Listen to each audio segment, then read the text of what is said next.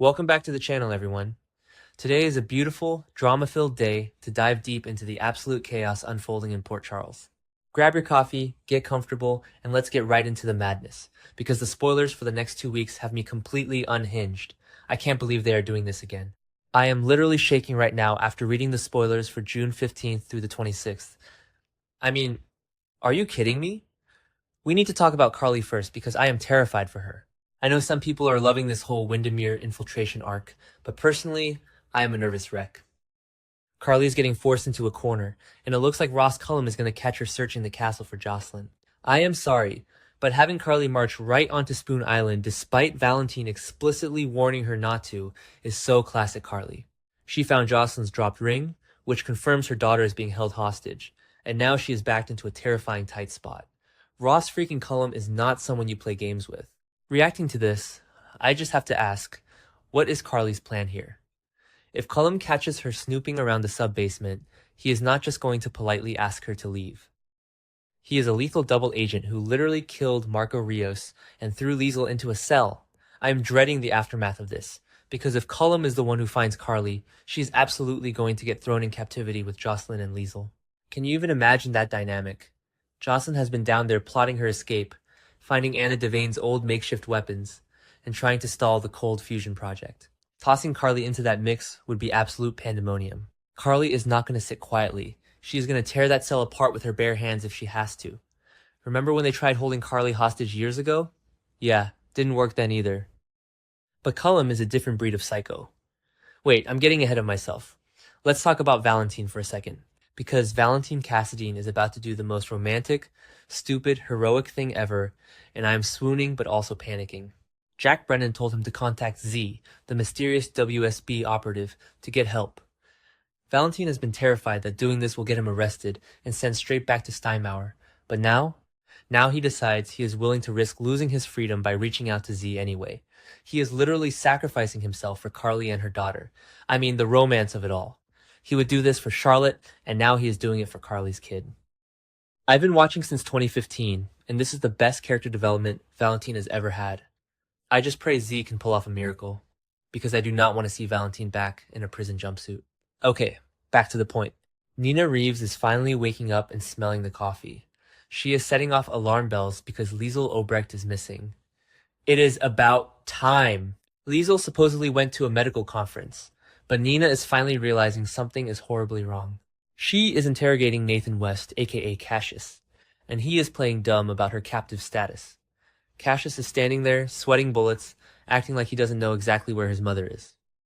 We all know Cullum chloroformed Liesel and tossed her in with Jocelyn to finish Caesar Faison's Cold Fusion prototype. Cassius is lying right to Nina's face, and I just want to scream at my screen. How long is he going to keep this charade up before Nina tears him apart? And speaking of Cassius, I am losing my mind over Dante Falconeri right now. Dante is actually rushing to Nathan's defense. I am sorry, but Dante, you are supposed to be a top-tier cop. Dante is arguing with someone that it is not Nathan's fault that Jen Sidwell escaped. Am I the only one who remembers that Cassius literally helped Sidwell escape?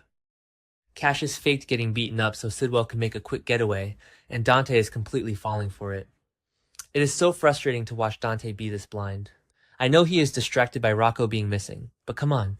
The irony of Dante defending the man who is secretly working with the villains is just too much to handle.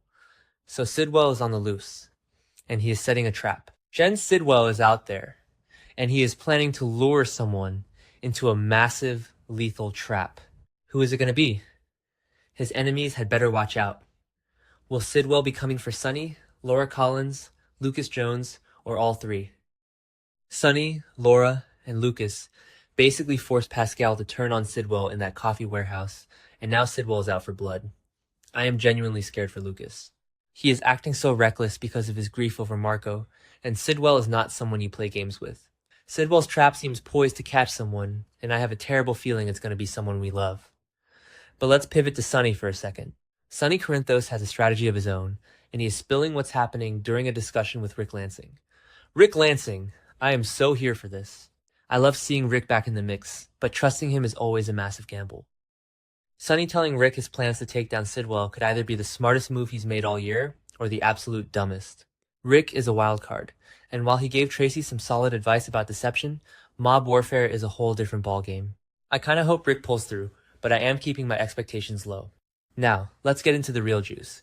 The Quartermain Mansion is a literal war zone right now, and I am screaming at what Brooklyn is doing. Brooklyn Quartermain is executing a driver frame-up scheme to take down Willow Kane. She is actually going to pin the hit and run on Willow. The hit and run that Brooklyn herself was involved in with that black BMW. I mean, the absolute audacity of BLQ to frame Willow for hitting Isaiah Gannon. This is soap opera perfection.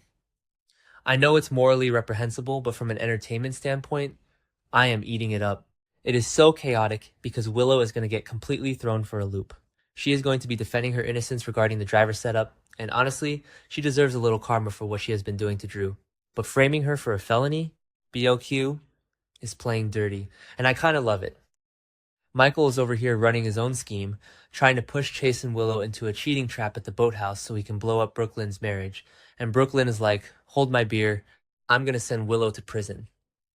The dueling schemes are just absolute fire. I cannot wait to see Willow's face when she realizes she is being framed for a crime she didn't commit, especially when she is already carrying so much guilt over drugging Drew into a locked-in state. And of course, Harrison Chase is going to do exactly what Harrison Chase always does. He is going to rush to Willow's defense. Chase is so blind when it comes to Willow. He thinks she is this innocent victim who is just being bullied by Tracy and Brooklyn. He already arrested Tracy for throwing Willow in the lake, and now he is going to defend Willow against these hit-and-run allegations. But the spoilers say Chase may figure out that Brooklyn is behind this mess eventually. When Chase connects the dots and realizes his own wife lied about the hit and run and tried to pin it on his ex, that marriage is over. Done. Toast. I am dreading the fallout, but I also want to see the explosion. Let's talk about the blackmail, because Ethan Lovett is not playing around anymore. Ethan pulls off a sneaky trick and hands a message to Ava Jerome. He is blackmailing her. Ava and Alexis have been snooping around Manhattan, asking Apollo, the gallery owner, about Delilah Wilson and that Kyoko tattoo. Ethan knows that if Ava keeps digging, she is going to expose his past, and the fact that he is baby Phoebe's biological father. So he is threatening Ava to make sure she keeps quiet about his Phoebe bio-dad status. But come on. Trying to blackmail Ava Jerome? Remember when someone tried that in 2018? Yeah, Ava will eat him alive. Ava is a former mob boss. She doesn't scare easily. This is going to backfire on Ethan so spectacularly. And what on earth is happening with Rocco and Britt? They are still on the run, and the spoilers say Rocco discovers something deeply troubling. What did he find?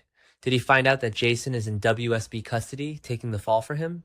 Did he realize Ross Cullum is hunting them down to silence them permanently because Cullum wrongly thinks Danny shot him? A dangerous situation is about to erupt for Rocco and Britt thanks to all the people hunting for them. The danger level for these two is off the charts. Britt is trying so hard to protect him, but with Sidwell ordering a massive manhunt, they are running out of places to hide. I just want Rocco to be safe, but this kid is in way over his head. Meanwhile, poor Trina Robinson is just trying to live her life and have her art showcase, but her family is imploding. Trina's showcase is on the way, but her attempt to avoid family conflict may be harder than she thinks. Could that affect Trina's performance when the time comes? Absolutely it will. Curtis is facing felony charges for destroying Isaiah's hand. Portia is furious, and the baby shower was a total disaster. Trina is trying to focus on her art, but the Ashford family drama is bleeding into everything. I just want Trina to have one nice thing. But no, the legal drama and the feud are going to cast a massive shadow over her big moment. It breaks my heart because Trina deserves the world. So, looking at the next 2 weeks, we are guaranteed absolute fireworks. Will Carly end up in a cell with Jocelyn and Liesel? Will Valentine go to prison for contacting the WSB? Will Willow actually get arrested for a hit and run she didn't commit? And who is going to fall into Sidwell's lethal trap? I am literally counting down the days until these episodes air. I know some of you are probably tired of the Windermere hostage stuff, but personally, I am absolutely glued to my screen.